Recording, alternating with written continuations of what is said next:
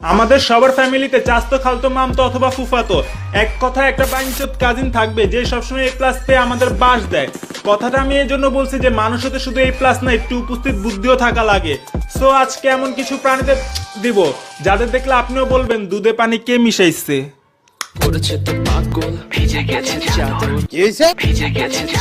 তোমরা বুঝো না কেন? আমি ছোট, এগুলো আমি বুঝি না। হায় হায় ওস্তাদ কাম হয়ে গেছে গু আমার সারা এগুলো আমি বুঝি না।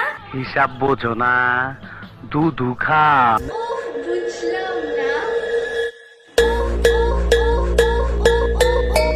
বুঝলাম না।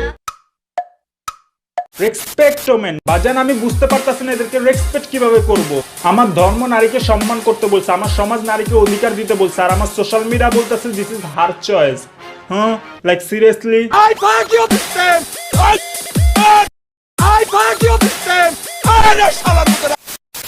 সেই অনেক কাল আগের কথা যখন বাংলাদেশ মিডিয়া ইন্ডাস্ট্রির প্রত্যেকটা মেয়ের বুকে ওড়না ছিল, কিন্তু বর্তমানে ওড়না তো দূরের কথা, পায়জামাও থাকে না। কথা কোন ঠিক না বেঠিক, এখন ঠিক না বেঠিক, আর মিয়া কথা কোন ঠিক না বেঠিক।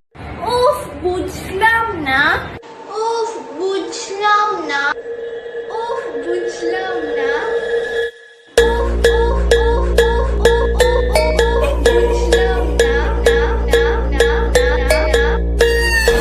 यही नहीं, अभी और सुनिए।